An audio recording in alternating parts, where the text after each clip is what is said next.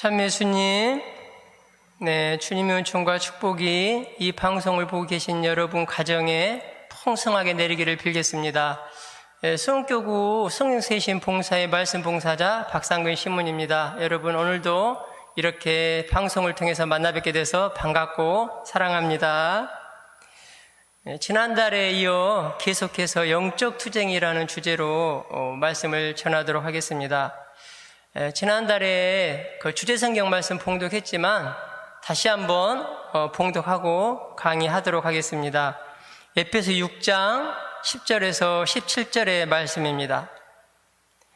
끝으로 주님 안에서 그분의 강한 힘을 받아 굳세어 지십시오. 악마의 관계에 맞설 수 있도록 하느님의 무기로 완전히 무장하십시오. 여러분의 전투 상대는 인간이 아니라 권세와 권력들과 이 어두운 세계의 지배자들과 하늘에 있는 악령들입니다. 그러므로 악한 날에 그들에게 대항할 수 있도록, 그리고 모든 채비를 마치고서 그들에게 맞설 수 있도록 하느님의 무기로 완전한 무장을 갖추십시오. 그리하여 진리로 허리에 띠를 두르고 의로움의 갑옷을 입고 굳건히 서십시오. 발에는 평화의 복음을 위한 준비의 신을 신으십시오. 무엇보다도 믿음의 방패를 잡으십시오. 여러분은 악한 자가 쏘는 불화살을 그 방패로 막아서 끌 수 있을 것입니다. 그리고 구원의 투구를 받아 쓰고 성령의 칼을 받아 주십시오. 성령의 칼은 하느님의 말씀입니다. 하느님께서 주신 영적 무기가 6가지가 있다고 지난달에 이렇게 말씀을 드렸습니다. 그 영적 무기를 다시 한번 이렇게 짚어본다면 지금 방금 봉독한 그 주제성경 말씀 안에 잘 이렇게 나열되어 있죠. 첫 번째 무기는 진리로 허리에 띠를 두르는 것입니다. 두 번째 무기는 의로움의 갑옷을 입는 거예요. 세 번째는 평화의 복음의 신을 신는 것이고, 네 번째는 믿음의 방패를 잡는 것입니다. 다섯 번째는 구원의 투구를 받아 쓰는 것입니다. 그리고 마지막 6번째는 성령의 칼을 받아 쥐는 것입니다. 이 6가지가 하느님께서 우리에게 주신 완전한 영적 무기라는 것입니다. 그런데 그 3가지는, 전반부 3가지는, 그러니까 진리 허리띠, 의로움 갑옷, 평화의 복음의 신, 여기에 대해서는 저번 1강의 때 말씀을 드렸습니다. 그래서 혹시 1강의를 듣지 못하신 분들은 이 강의 끝나고 시간 되는 대로 꼭 그 1강의를 들어보기를 추천합니다. 왜냐하면 지난달 강의와 오늘 이 강의가 연결되기 때문에 그렇습니다. 분량이 많아서 제가 한꺼번에 해야 되는데 이렇게 나눠서 하는 것입니다. 그러면 오늘은 영적 투쟁 2번째 강의, 믿음의 방패, 구원의 투구, 이제 성령의 칼에 대해서 말씀을 드리도록 하겠습니다. 자, 바로 본론으로 들어가서 4번째 무기, 믿음의 방패를 보겠습니다. 우리가 믿음의 방패를 어떻게 잡을 것인가? 먼저 그 말씀을 드리기 전에 저번 1강의 때도 말씀드렸는데, 우리는 누구를 믿는가? 여기에 대해서 다시 한번 진지하게 살펴봐야 합니다. 이 질문은 굉장히 중요하기 때문에, 스스로에게 중요하기 때문에 자꾸 반복합니다. 우리가 정말 하느님을 믿는다고 말을 하지만 그 믿음의 대상자가 확실하지 않기 때문에 많은 사람들이, 신자분들이 중간에 하차하고 도중에 이탈하고 그리고 다른 곳으로 빠집니다. 그래서 나는 정말 하느님을 믿고 있는지를 여러분 스스로가 곰곰이 생각해 봐야 된다는 거예요. 라틴어로 크레도라는 단어가 있습니다. 이 단어는 믿나이다 라는 뜻이에요. 가톨릭 교회 교리서 187항에 그렇게 나와 있습니다. 그러면 우리는 누구를 믿습니까? 바로 한 분이신 하느님을 믿는 것입니다.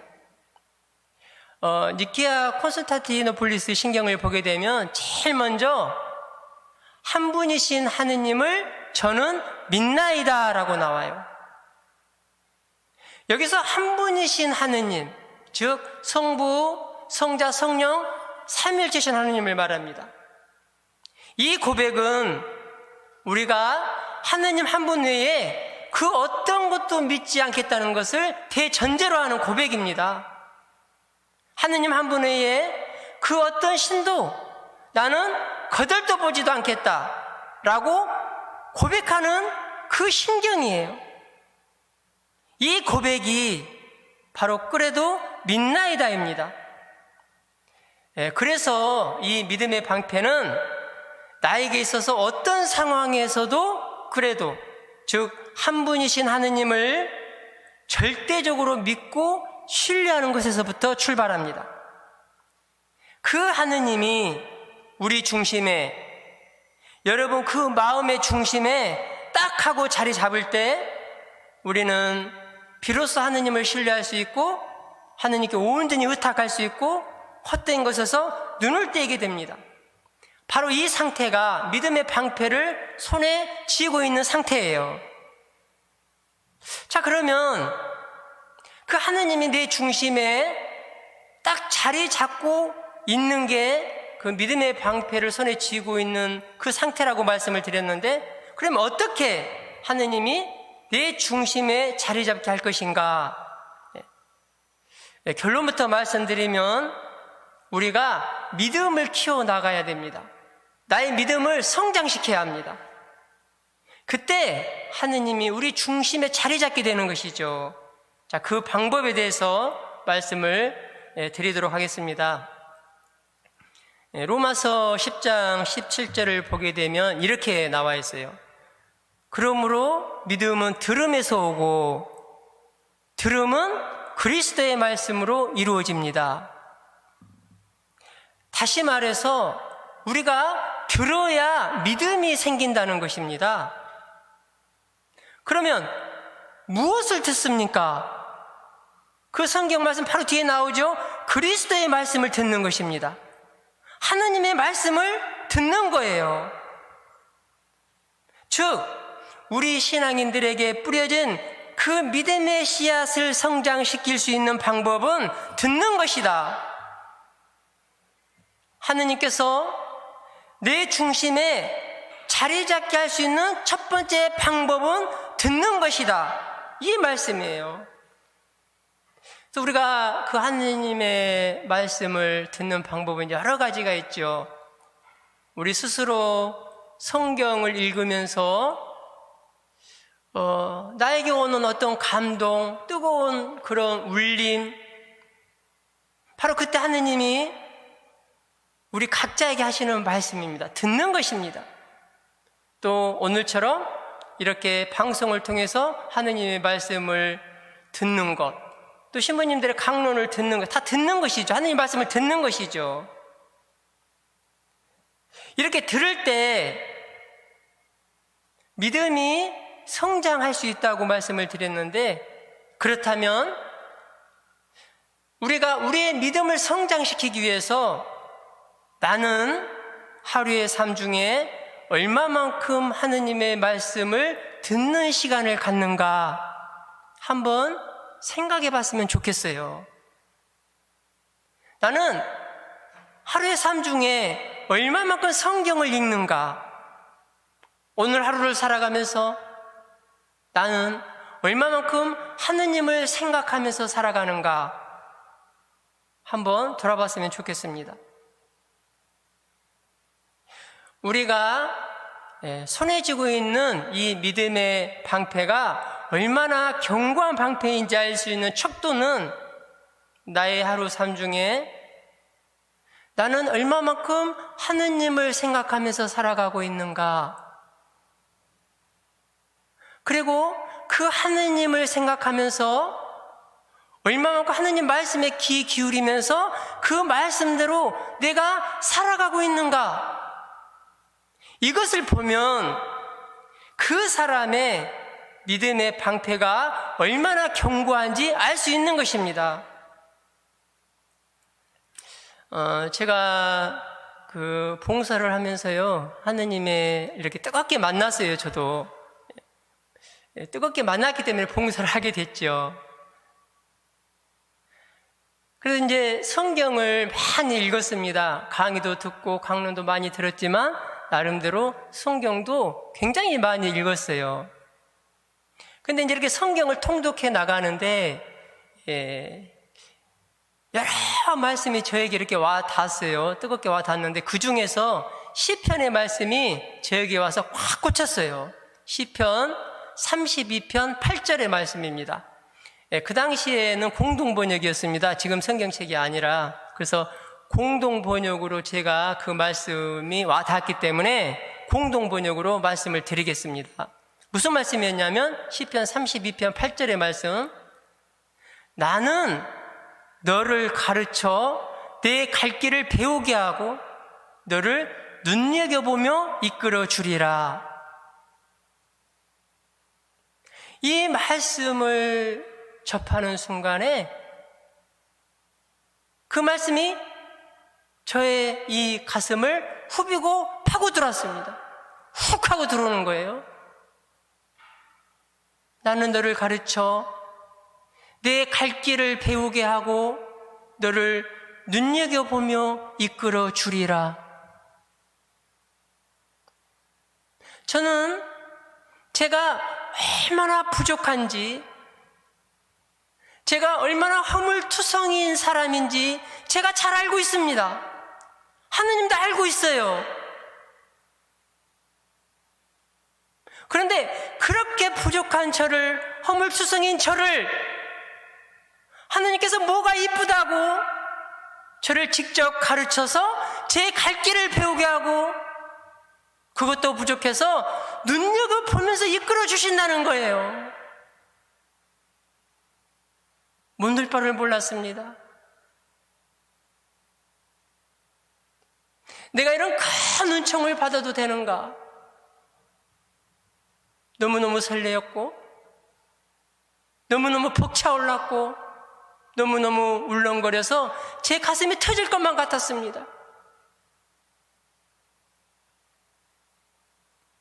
저는 그때 하느님을 굉장히 갈망하고 있었거든요. 성령 체험을 하고 나서 이 영적 갈망이, 하느님의 목마름이 더욱더 거세진 그런 상태였습니다. 그 상태에 있었을 때 하느님께서 이 말씀을 저에게 주신 것입니다. 더 이상 뭐가 필요합니까? 저를 눈여겨보면서 이끌어 주시겠다고 하시는데 그분이 이 지상 순리가 끝난 다음에 마침내 천상 교회까지도 저를 책임지시고 눈여겨보면서 이끌어 주시겠다고 말씀하시는데 더 이상 뭐가 필요해요? 그 어떤 것도, 그 어떤 문제도 저를 괴롭히지 못했습니다. 그 말씀이 제 안에 중심이 잡히니까. 말씀을 들음으로써 저에게는 이렇게 큰 변화가 왔습니다. 그리고 그 하느님이 제 중심에 자리 잡기 시작한 거예요. 어떤 상황에서도 흔들리지 않는 그 믿음이 제 안에 자리 잡기 시작한 거예요. 그리고 그때부터 저는 사람들을 바라볼 때 예수님의 마음으로 바라보려고 노력을 했어요. 그 예수님의 눈으로라는 책이 있거든요. 예수님의 눈으로. 여러분들도 한번 사서 봐보세요. 굉장히 제가 은혜를 많이 받은 책입니다. 예수님의 눈으로. 그 책 읽으면서요, 제가 펑펑 울었어요. 그때 마침 이 책하고 이렇게 곁들여지면서 이 말씀과 함께 나도 예수님의 눈으로 앞으로 바라봐야 되겠다. 예수님의 마음으로 다른 사람을 바라보고 대해야 되겠다.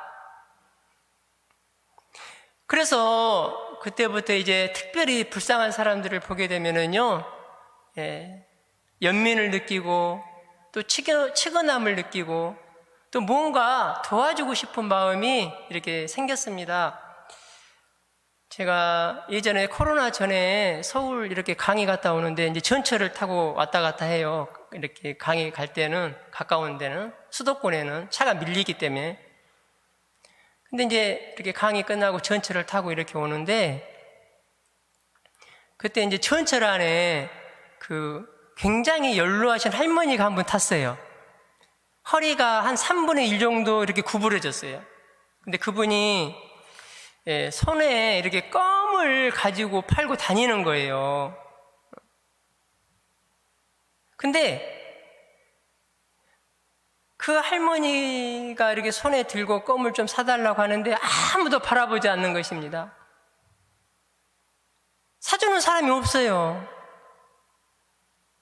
그래서 제 앞을 이렇게 지나가는데 제 손이 주머니에서 돈을 만지작 거려요.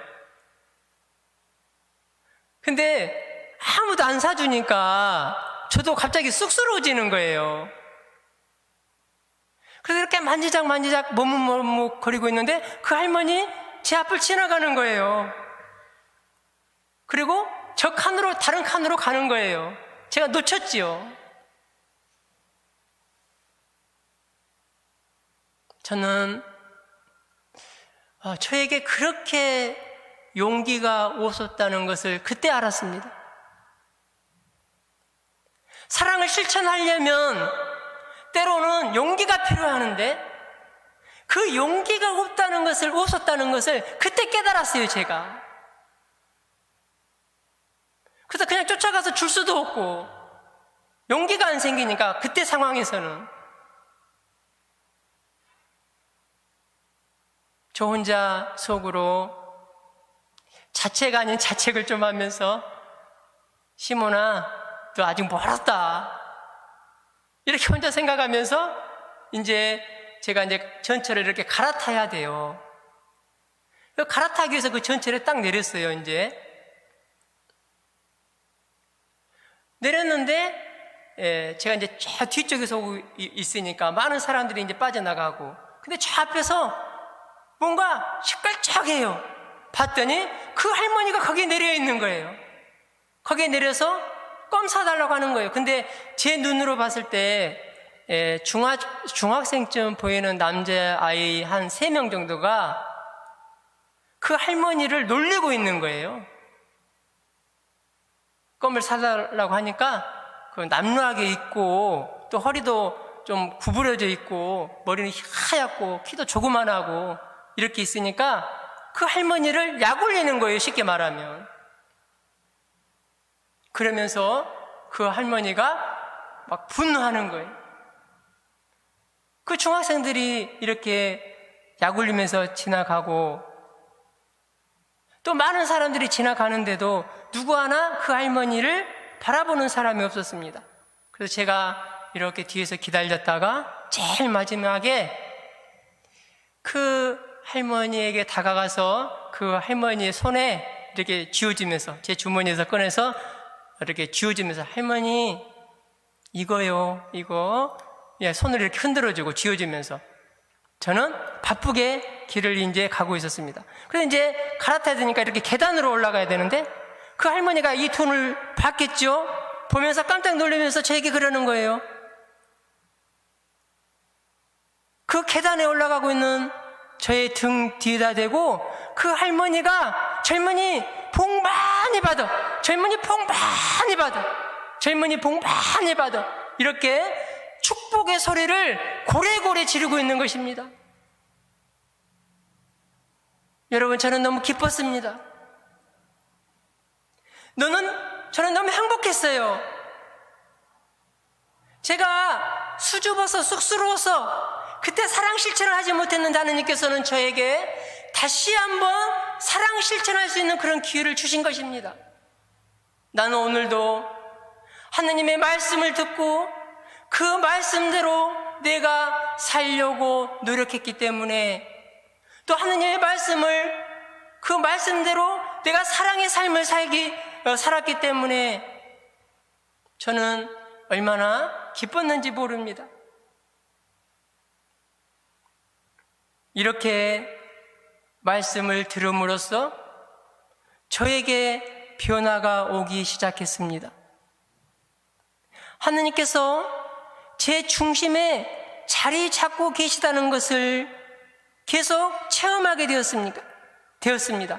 그분이 제 중심에 자리 잡고 있으니까 제가 계속 그런 삶을, 실천의 삶을 살아갈 수밖에 없었습니다. 야고보서 2장 14절에서 17절에 이렇게 말씀하고 있어요. 나의 형제 여러분, 누가 믿음이 있다고 말하면서 실천이 없으면 무슨 소용이 있겠습니까? 그러한 믿음이 그 사람을 구원할 수 있겠습니까? 어떤 형제나 자매가 헐벗고 그날 먹을 양식조차 없는데 여러분 가운데 누가 그들의 몸에 필요한 것은 주지 않으면서 평안히 가서 몸을 따뜻히 녹이고 배불리 먹으시오 하고 말한다면 무슨 소용이 있겠습니까? 이와 마찬가지로 믿음에 실천이 없으면 그러한 믿음은 죽은 것입니다. 말씀을 우리가 들음으로써 믿음이 생겼다면 이제 우리가 실천할 때 그 믿음이 죽지 않고 성장한다는 것입니다. 하느님 말씀대로 내가 삶으로 살아갈 때, 실천할 때 하느님이 내 중심에 자리 잡게 된다는 것입니다. 바오로 사도는 무엇보다도 믿음의 방패를 잡으라고 말씀하셨어요. 그 방패로 악마가 쏘는 그 불화살을 막아서 끌 수 있다는 것입니다. 즉 하느님의 말씀을 듣고 실천하는 우리 이 마음 안에는 하느님을 깊이 사랑하는 마음이 충만해 있습니다. 그렇기 때문에 실천하게 되는 거예요. 그로 인해서 우리는 믿음이 성장하게 되고 하느님께서 우리 중심에 자리 잡게 되는 것입니다. 이런 신앙생활이 견고한 믿음의 방패로 무장하고 있는 그런 상태라고 볼 수 있다는 것이죠. 자, 이게 되면 어떠한 어려움과 시련과 고난이라고 할지라도 그 시련이 우리를 꺾지 못한다는 거예요. 다섯 번째로 우리가 무장해야 할 무기는 구원의 투구를 받아 쓰는 것입니다. 무장한 군인을 보게 되면은요, 여러분 혹시 예전에 그 로마 군인들이 이렇게 병사들 보면 투구를 쓰고 와요. 이렇게 철로 된 투구. 그때는 뭐 활, 창이니까 딱 쇠로 된, 철로 된 투구를 쓰고 나오죠. 근데 요즘에 군인을 보게 되면 어떻습니까? 전투모를 써요. 전투모는 둥그렇게 생겼죠? 그리고 이게 방탄모입니다. 그래서 적군이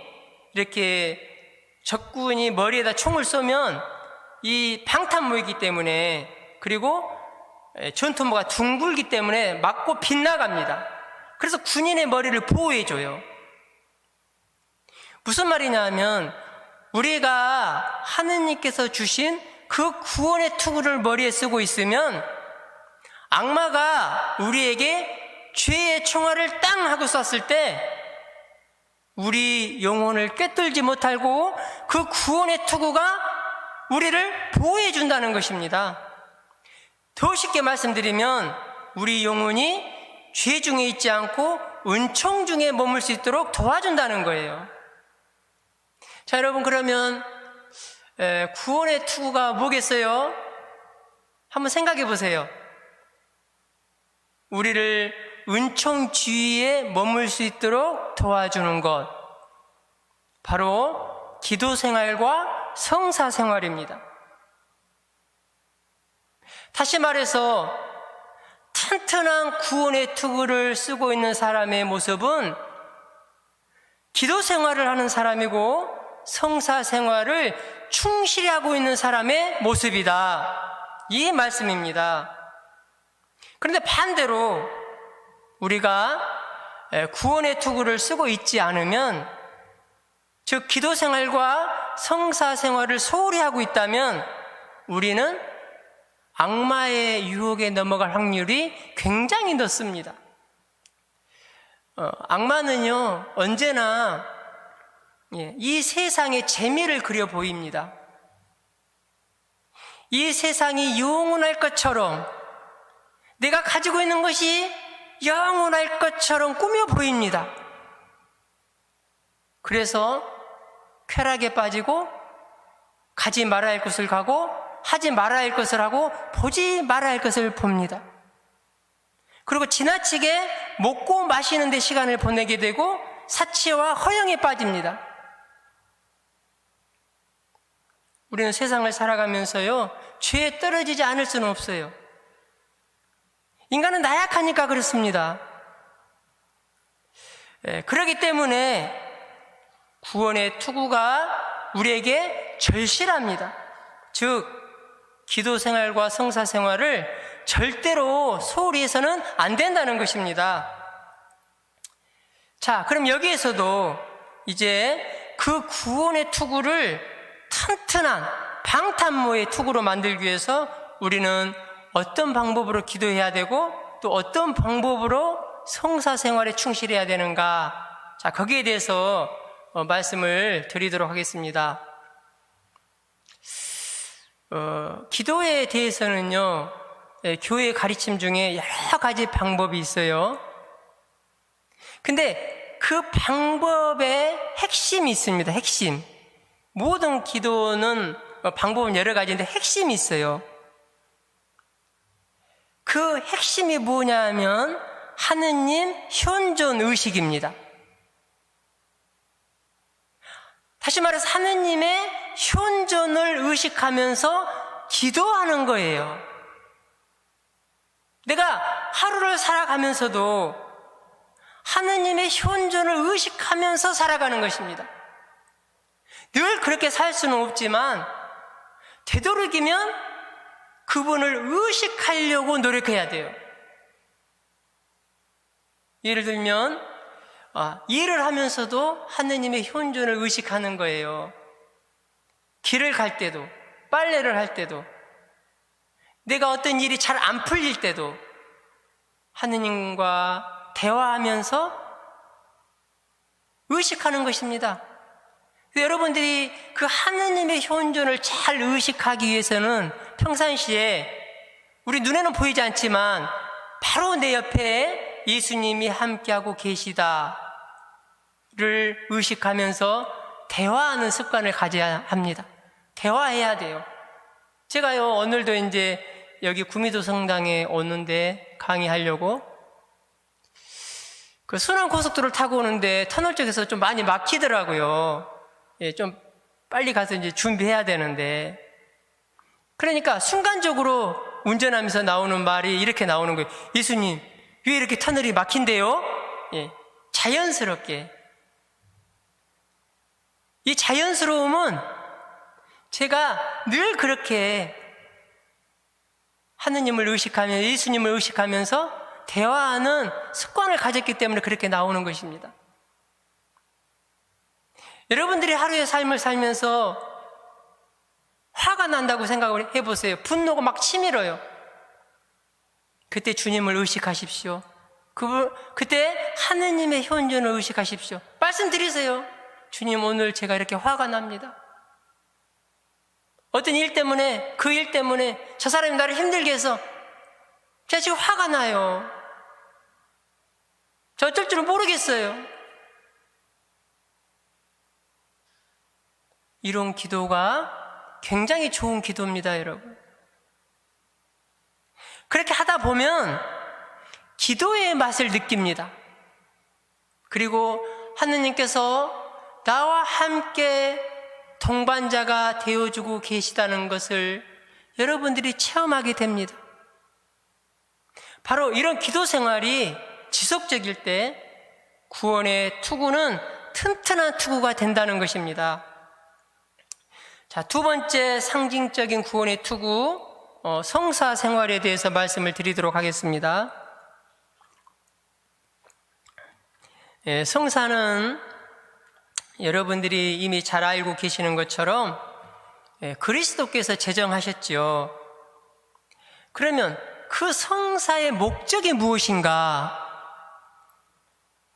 뭐든지 그 목적이 뚜렷해야 되는 것입니다. 여러분, 신앙생활 할 때 그래야 흔들리지 않는 거예요. 제대로 알아야. 두리뭉실해서는 안 됩니다. 조금 전에도 말씀드린 것처럼 나는 누구를 믿는가, 나는 누구에게 기도하는가, 나를 마침내 천상교회로 이끌어줄 분은 누구인가, 뚜렷해야 된다는 거예요. 성사의 목적이 무엇인가? 가톨릭 교회 교리서 1680항을 보니까 이렇게 나와 있어요. 성사는 하느님 자녀의 마지막 파스카가 그 목적이다.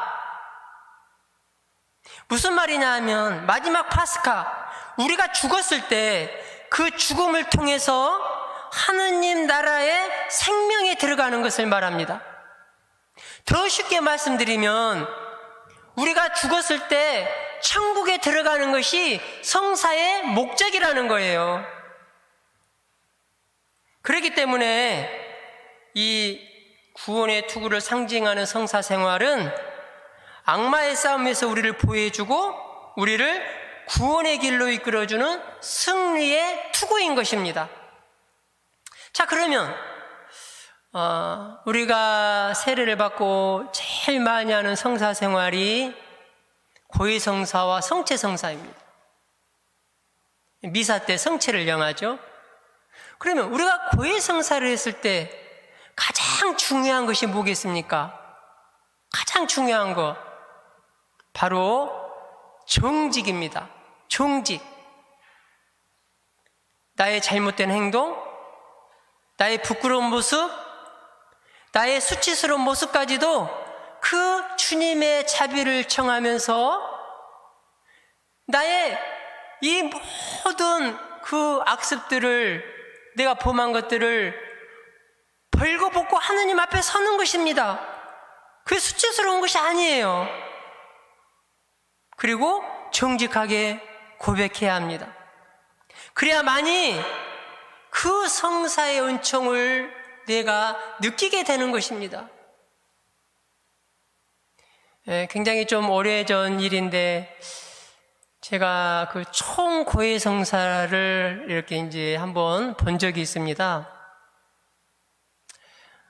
제가 이렇게 봉사의 길을 가면서 이제 총고해성사를 보고 싶은 마음이 생겼어요. 그래서 제가 기도했죠, 주님께. 총고해성사를 한번 보고 싶다고. 근데 마침 이제 그때 어떤 분이 그 사제 한 분을 소개를 해 주셨어요, 저한테. 은퇴를 하신 어느 그 노 사제분이셨는데, 그 사제를 소개를 해 줬어요. 그래서 이제 고해성사를 하기 위해서 전날 제가 이제 집에서 촛불을 켜놓고요, 아주 제가 기억이 났을 때부터 이렇게 다 성찰을 하는 거예요. 아주 어렸을 때부터. 그러니까 초등학교 다닐 때부터 이렇게 쭉 성찰이 되어지더라고요. 그 당시에 이제 학교 갔다 오면 막 밭에 참외 같은 것이 막 이렇게 익어 있어요, 여름에. 그러면 이제 친구들끼리 오다가 그 참외밭에 들어가서 참외 따먹고, 그리고 이제 혹시 옛날 분들은 아시겠지만 목화 아시죠? 목화. 이 솜이 돼요. 그걸로 이불을 만들었어요. 근데 그 목화가 이렇게 꽃피기 전에 따 먹으면 굉장히 맛있어요, 달고. 근데 이제 학교 갔다 오면 그 목화밭이 있었어요. 그 예전에는 포장을 안 했기 때문에 신장로라고 그랬죠. 이렇게 버스 한번 지나가면 먼지가 막 풀풀 날렸죠, 그냥. 그 학교 갔다 오다가 이렇게 사람이 있나 없나 보고 그 목화밭에 가서 친구들하고 함께 그 목화를 이렇게 막 따먹었어요. 그런 것까지도 다 떠오르는 거예요. 그래서 제가 이제 그 A4 용지로요, 이렇게 적는 거예요. 이렇게 이제 총 고해를 해야 되니까. 근데 어느 정도 분량이 나왔냐면, 그 A4 용지 앞뒤로 2장이 나왔어요. 그러니까 4페이지 분량이죠. 지금 컴퓨터 포인트로 친다면 한 11포인트 정도 될 것 같아요.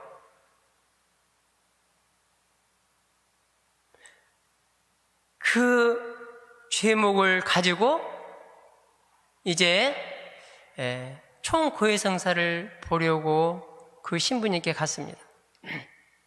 그 신부님 앞에 이제 고해성사를 하는데, 처음에는 잘했어요, 이렇게 고해를. 근데 이제 마지막 한 3분의 1 정도 남았어요, 제가 고해를 해야 될 게. 근데 이 죄목은 저에게 있어서 굉장히 부끄러운 제목이었습니다. 수치스러운 제목이었습니다. 나이가 먹어가고 성장하니까 그만큼 그 순수한 마음도 없어지죠. 그래서 이 죄도 더 무거운 죄를 짓게 되지요.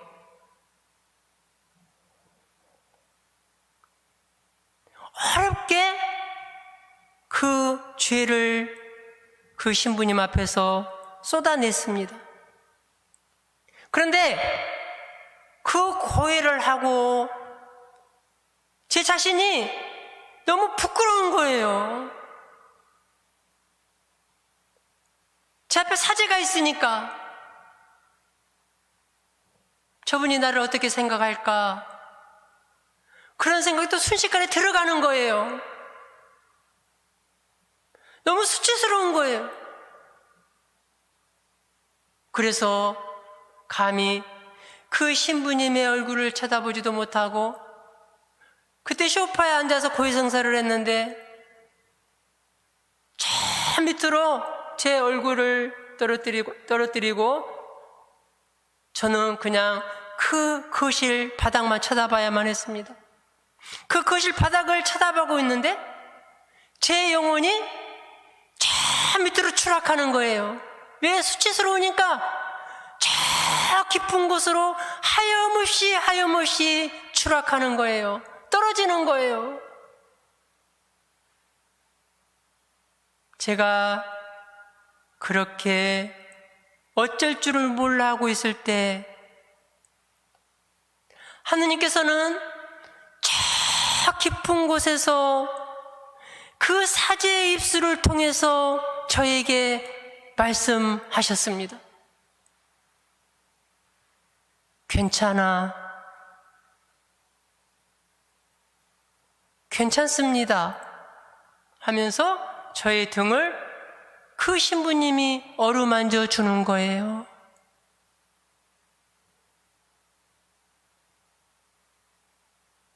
저는 그 사제의 입술을 통해서 저에게 하시는 그 하느님의 말씀이 얼마나 따뜻하고 부드럽고 온유하게 다가와 닿는지, 그리고 그 신부님을 통해서 저를 어루만져주는 그 신부님의 손길이 얼마나 따뜻하게 다가왔는지, 그 한순간에 그 부끄러운 모습이 전부 회복되었습니다.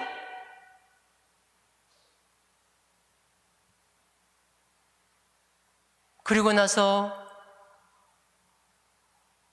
보석을 받고 밖으로 나오는데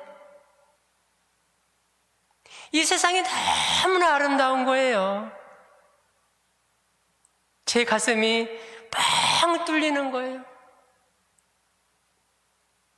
그때 그 노사제가 과천 영보수녀 그 밑에 주택에서 살고 계셨는데, 밖에 나가면 그 과천 영보수녀원의 그 나무들이 있어요. 길가에 가로수가. 근데 제가 나갈 때 그 나무에 많은 새들이 앉아서 짹짹짹짹 거리고 있었습니다.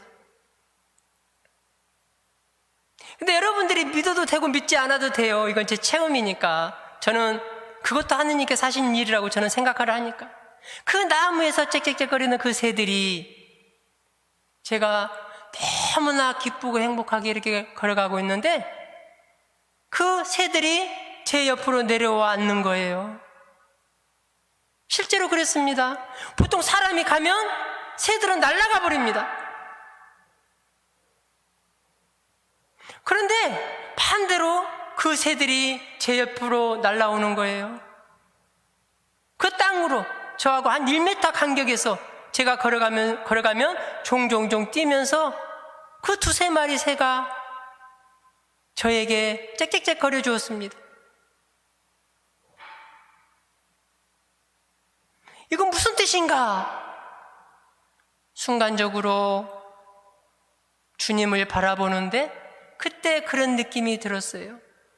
제가 마지막까지도 부끄러워할까봐, 그렇게 부끄러워하지 말라고, 자책하지 말라고 그 미물인 새를 저에게 보내주셔서 위로해 주신 것입니다.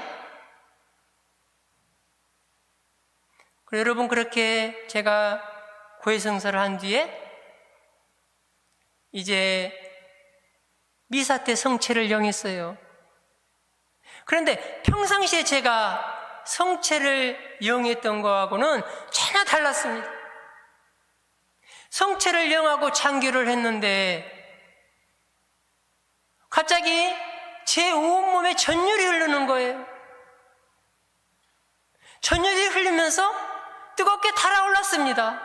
성령으로 충만해지는 거예요. 성령이 제 몸을 압도하기 시작했습니다. 그리고 제 눈에서는 저도 모르게 뜨거운 눈물이 마구 쏟아지기 시작했습니다. 그 하느님의 자비, 그 하느님이 저와 함께 하신다는 그 사랑이 온몸으로 전달되니까 제 이 두 눈에서는 뜨거운 눈물이 마구 쏟아지는 거예요. 그리고 앞으로 하느님을 위해서 내가 충성을 다해야 되겠다, 그런 마음이 끝도 없이 솟구쳐 올라오는 것이었습니다. 이렇게 우리가 정직하게 고의를 하고 주님의 자비를 청할 때 우리는 그 은총에 힘입어 튼튼한 구원의 투구를 받아쓰게 된다는 것입니다. 그래서 마지막 파스카에 도달하게 되는 것이죠. 마지막 여섯 번째로 우리가 무장해야 할 무기는 성령의 칼을 받아 쥐는 것입니다. 성령의 칼은 하느님의 말씀이라고 이렇게 나와 있죠, 성경에. 그러면 악마가 우리를 공격할 때 그 말씀으로 물리쳐야 하는데, 그러려면 그 칼을 갈고 닦아야 합니다. 제가 이렇게 말씀드리면 혹시 이 방송을 보고 계신 분 중에는 이렇게 또 생각하실 분이 있을 수 있어요. 하느님 말씀 그 자체가 힘이 있는데 뭘 또 갈고 닦아야 하는가, 혹시 이렇게 생각하실 분이 있을 수 있어요. 그런데 성경은 하느님을 믿지 않는 분들도 많이 읽습니다. 사업가들은 경영을 위해서 읽고, 또 지식인들은 지식을 쌓기 위해서 성경을 읽습니다. 또 남을 속이려는 사람은 그 불순한 마음으로 그 성경 말씀을 인용하기 위해서 읽기도 해요. 그런데 그런 분들에게는 하느님의 말씀은 죽은 문자에 불과합니다. 오히려 그 말씀으로 자기 뱃속을 채우고 다른 사람들을 속여서 고통을 주지요. 지금 코로나 시대에 그런 일들이 얼마나 여기저기서 많이 일어납니까? 우리는 실제로 그것을 보고 있어요. 하느님을 앞세워서 자기 뱃속을 채우려는 사람들이 얼마나 많은 사람들을 속이고 있고 이 세상을 어지럽히고 있는지 우리는 보고 있습니다. 그렇기 때문에 하느님의 말씀이 나에게 힘있게 다가와서 그 말씀으로 악을 물리치려면 우리는 그 칼을 갈고 닦아야 된다는 것입니다. 자, 그렇게 하기 위해서 우리는 어떻게 해야 되는가, 이 말입니다. 결론부터 말씀드리면 성령과 함께 해야 합니다. 성령 하느님과 함께 해야 돼요. 다시 말해서 하느님의 말씀은 성령께서 나와 함께 하실 때 힘이 있고 능력이 나간다. 예수님께서는 공생활을 놔두시고 광야에 나가셔서 40일간 단식하고 기도하셨어요. 그런데 바로 그때 악마가 예수님을 유혹합니다. 3번 유혹하죠. 그 유혹할 때 예수님께서는 그 하느님의 말씀으로 응수하고 물리쳤습니다. 예수님은 온전히 성령 하느님과 일치하고 계셨어요. 하나가 되어 있었어요. 그래서 그 말씀에 힘이 있는 거예요. 권위가 있는 거예요. 마찬가지로 현재를 살아가는 우리에게도 그 2000년 당시에 광야에서 예수님을 유혹한 그 악마가 지금 우리에게도 유혹합니다. 하느님 외에 우상을 경배하라고, 재물을 경배하라고, 하느님을 시험하라고 우리를 유혹합니다. 야, 그 정도는 괜찮아. 하느님 사랑이시잖아. 하느님 자비하시잖아. 용서의 하느님이시잖아. 그러니까 괜찮아. 그러니까 마음껏 즐기고 향락하고 살고 싶은 대로 살아도 돼. 이렇게 달콤한 속삭임으로 유혹해요. 바로 그때 우리는 곧바로 그 생각을 끊어버려야 합니다. 어떻게 끊어요? 우리가 그 세례성사 때 어떻게 고백을 합니까? 마귀를 끊어버립니다. 이렇게 끊어버립니다. 고백을 해요. 마찬가지로 어떤 생각이, 나쁜 생각이 유혹해 오면 바로 그 생각을 끊어버려야 돼요. 끊어버립니다. 여러분 귀에 들리게끔 여러분들이 외치세요. 그렇게 끊어버립니다. 그러고 난 다음에 예수님처럼 하느님의 말씀으로 응수해야 합니다. 그래서 그렇게 응수하기 위해서는 성령께서 우리 안에서 힘차게 활동하시도록 우리 자신을 내어드려야 한다. 자, 성령께서 우리 안에서 힘차게 활동하시도록 내어드려야 한다라는 이 말 뜻은 우리가 은총 중에 있어야 된다는 거예요. 은총 주위에 머물러 있어야 된다는 거예요. 다시 말해서 기도 생활과 성사 생활을 충실히 하면서 내가 삶으로 살아야 된다. 그리고 어떤 유혹거리가 오면 내가 끊어버려야 되겠다는 그 의지가 확실해야 된다. 이것이 협조하는 것입니다. 성령께.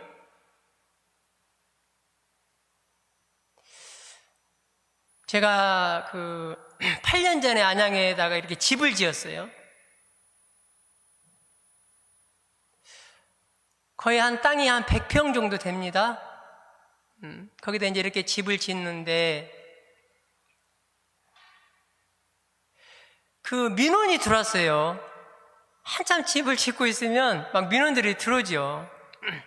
근데 이제 바로 그 옆에 그 미장원이 있었습니다. 미장원. 거기서 민원이 들어온 거예요. 그 민원이 들어왔는데, 그래서 이제 그 건설회사 사장님하고 저하고 갔어요. 이렇게 구청으로 민원을 냈기 때문에.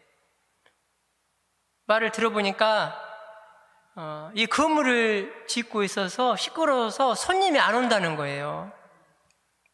그래서 피해 보상을 해라. 이제 이런 내용이었습니다. 그래서 얼마를 보상하면 되겠습니까? 그랬더니 100만 원을 요구했습니다. 그래서 제가 이제 건설회사에서는 돈으로 해결하지 않습니다. 원래 그분들의 어떤 습성을 잘 알고 있어요. 이 건설회사에서는. 근데 제가 이제 이사 와야 되잖아요. 그쪽으로 이사 올 사람이기 때문에 제가 이제 그 이웃들하고 잘 지내야 되니까 그냥 건설회사 사장한테, 그 사장님한테 제가 하겠다고 하고 이제 100만 원을 제가 봉투에 넣어서 그 미장원에 갖다 줬어요. 그러니까 이제 민원을 취하시켜줬어요. 그 미장원에서. 그렇게 이제 한 2개월 정도 지났는데 또 민원이 들어온 것입니다. 근데 또 그 미장원이에요. 그래서 이제 저 혼자 갔습니다. 그 미장원을 저 혼자 갔어요. 혼자 가서 이렇게 딱 앉아서 이제 이야기를 하는데 왜 또 민원을 넣으셨냐고 물어보니까 그 100만 원 갖고는 안 되겠다는 거예요. 너무 작다는 거예요. 욕심이 자꾸 들어가죠, 사람이. 그래서 더 많은 돈을 요구했습니다. 그래서 얼마 정도 드리면 되겠습니까? 그랬더니 40만 원을 요구했습니다. 자, 이런 습성을 알기 때문에 건설회사에서는 그 돈으로 해결하지 않아요. 근데 제가 이렇게 그 미장원을 훑어보니까 저기 한쪽에 성경책이 있는 거예요. 그 미장원에 성경책이. 보니까 그 성경책, 우리 딱 보면 알죠? 가톨릭 것인지 개신교 건지. 개신교 신자였습니다. 개신교 성경이 놓여 있는 것이었습니다. 일단 알겠습니다 하고 물러갔어요. 좀 화가 나는 거예요, 제가. 그래서 제가 조금 전에 말씀드린 것처럼 예수님 이거 어떻게 한대요? 이렇게 대화를 했어요. 저에게 좀 지혜를 달라고. 이번에는 그냥 주면 안 될 것 같아요. 그 돈을 주더라도 그냥 주면 안 될 것 같다는 생각이 드는 거예요. 뭔가 한마디를 해야 될 것 같아요. 그래서 주님께 지혜를 청하고 이렇게 기도하고 있는데 어떤 성경 말씀이 제 머릿속에 딱 떠오르는 거예요. 그 성경 말씀이 머릿속에 딱 떠오르는데 제가 무릎을 딱 쳤습니다. 이거다. 이걸 가지고 무기를 가지고 내가 가야 되겠다. 이 말씀으로. 그래서 불현하게 성경책을 찾았습니다. 그 말씀을 찾았습니다. 그래서 그 집에 그 개신교 성경책이 있는 것을 제가 봤기 때문에 그냥 갔어요. 몇 장 몇 절만 그냥 외우고 갔지요. 이제 한참 가지고 이제 그 집에 가니까 그분이 이제 제가 돈을 가지고 온 줄 알고 이렇게 쳐다보는 거예요. 무조건 앉았습니다. 그리고 나서 제가 차 한 잔만 달라고 그랬습니다. 마침 손님이 없었어요. 그래서 커피를 한 잔 타주길래 제가 앉아서 마시면서 여기 사장님, 여기 성경책이 있네요. 제가 하느님 말씀을 좀 전하고 싶은데 이 성경을 좀 읽어도 되겠습니까? 그랬더니 개신교 신자분들은 말씀을 굉장히 중요시 여기잖아요. 그렇게 하시라고. 그래서 그 개신교 성경책을 가지고 와서 말씀을 펼쳤습니다. 그 말씀이 콜로새서 3장 12절에서 15절의 말씀입니다. 여러분은 하느님께서 뽑아주신 사람들이고 하느님의 성도들이며 하느님의 사랑을 받는 백성들입니다. 공동 번역을 지금 인용하고 있습니다. 그러니 따뜻한 동정심과 친절한 마음과 겸손과 온유와 인내로 마음을 새롭게 하여 서로 도와주고 피차간에 불평할 일이 있더라도 서로 용서해 주십시오. 주님께서 여러분을 용서하신 것처럼 여러분도 서로 용서해야 합니다. 그뿐만 아니라 사랑을 실천하십시오. 사랑은 모든 것을 하나로 묶고 완전하게 합니다. 그리스도의 평화가 여러분의 마음을 다스리게 되기를 바랍니다. 그리고 그러려고 여러분은 부르심을 받아 한 몸이 된 것입니다. 여러분, 이 말씀 들으니까 좀 어때요? 여러분들이 그 미장원 사장님의 입장이 되었을 때 이 말씀을 읽는데 갑자기 마주 앉아있던 그 사장님이 올곧은 태도를 딱 갖는 거예요. 이렇게 취하는 거예요. 제가 말씀을 선포하니까 그 사장님이 아멘, 아멘, 아멘 고개를 숙이면서 계속 그렇게 하는 거예요. 그때 제가 깜짝 놀란 게 뭐였느냐 하면 개신교 신자들이 하느님의 말씀을 대하는 태도와 우리 가톨릭 신자들이 하느님의 말씀을 대하는 태도가 완전히 다르다는 거예요. 우리는 그냥 말씀을 전해도 그냥 듣는 둥 마는 둥 그러잖아요. 근데 그분이 저에게 적대심을 갖고 있는데도 불구하고 제가 성경 말씀을 읽으니까 일단 자세를 바르게 하고 그 말씀에 순종하는 것입니다. 아멘, 아멘, 아멘. 받아들이는 것입니다. 이 말씀이 선포되니까 그 자매님이 어쩔 줄을 몰라 하는 거예요. 너무너무 부끄러워하는 거예요, 자신을.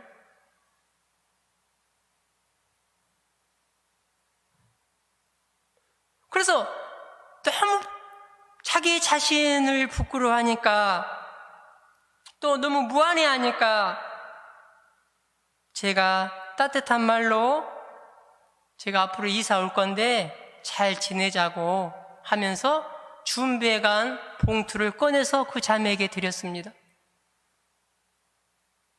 이제 안 받으려고 그래요. 아니라고. 죄송하다고.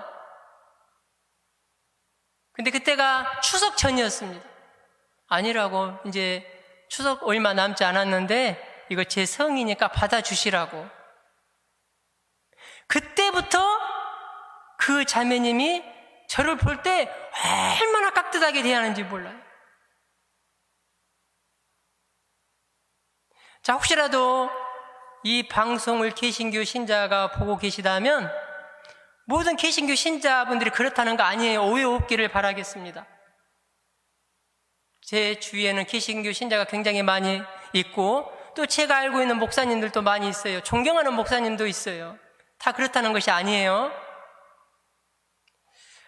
우리는 시시때때로 여러 가지 이유를 통해서 우리를 유혹하는 유혹자를 보게 됩니다.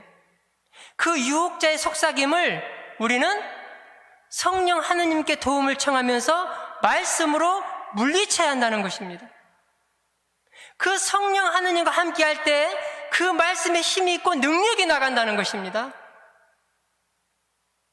히브리서 4장 12절에 하느님의 말씀은 살아있고 힘이 있으며 어떤 쌍날칼보다도 날카롭습니다. 그래서 사람 속을 꿰찔러 혼과 영을 가르고 관절과 골수를 갈라 마음의 생각과 속셈을 가려냅니다. 이 말씀처럼 하느님의 말씀은 이렇게 예리하고 힘이 있습니다. 그런데 조금 전에도 말씀드린 것처럼 하느님의 말씀이 악을 물리치는 힘 있는 말씀으로 선포되려면 성령과 함께 해야 된다는 거예요. 성령과 함께 할 때 하느님의 말씀은 힘이 있고 능력이 나가게 된다는 것입니다. 이게 성령의 칼의 위력입니다. 그런데 여기서 우리가 조금 조심해야 할 것이 있습니다. 여기서 성령의 칼은 내 영혼을 지키는 데 쓰는 무기라는 것을 절대로 잊어서는 안 됩니다. 다시 말하면 다른 사람을 억압하기 위해서, 다른 사람을 지배하기 위해서 휘두르라고 주어지는 그런 칼이 아니라는 거예요.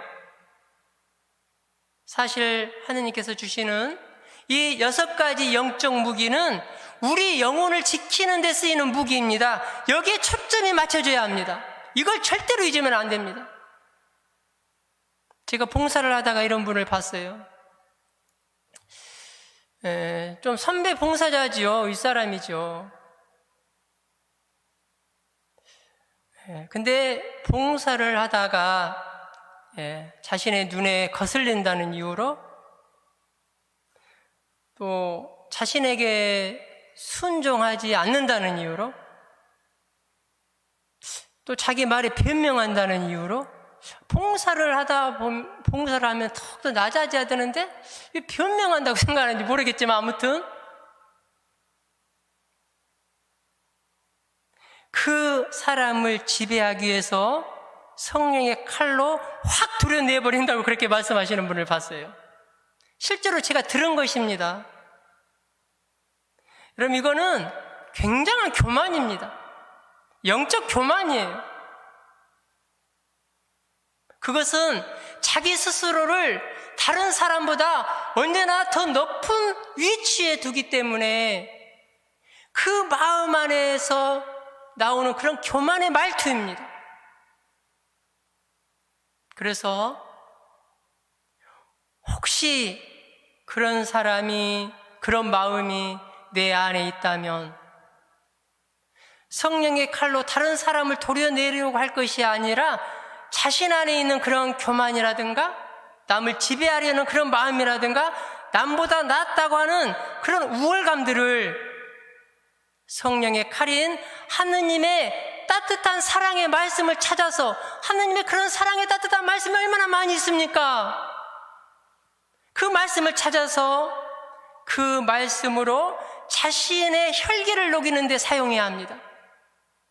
그리고 자신이 더욱더 낮아지는 곳에 사용해야 합니다. 이렇게 영적 무기는 자기 영혼을 지키는 데 사용해야 한다는 거예요.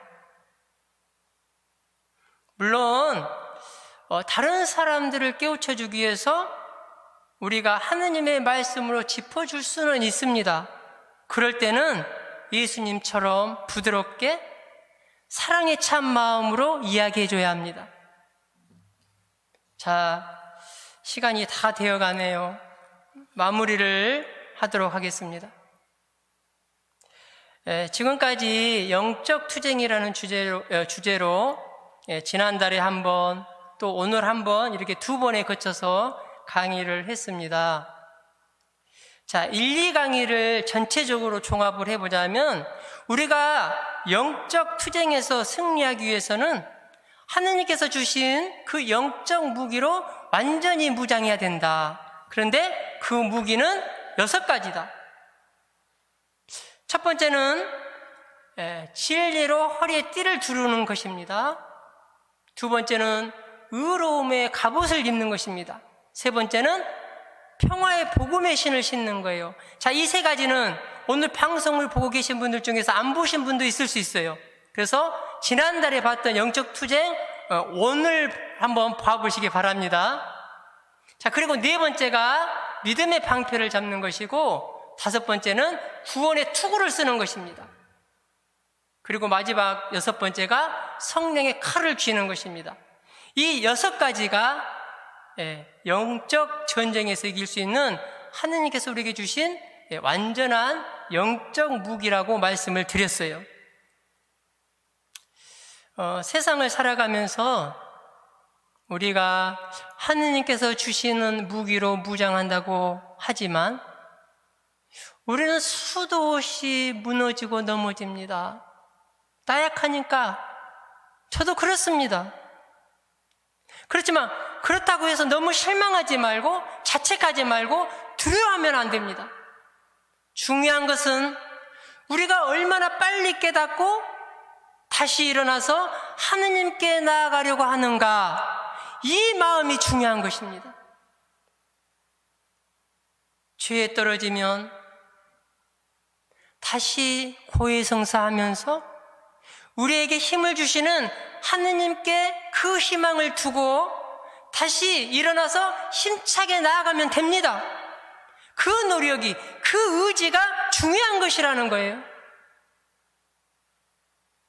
사순시기를 보내면서 이 사순시기에 다시 한번 우리에게 주신 영적 무기를 갈고 닦아서 악마에게 대항할 수 있는 하느님의 자녀가 되도록 저와 여러분이 함께 노력했으면 좋겠습니다.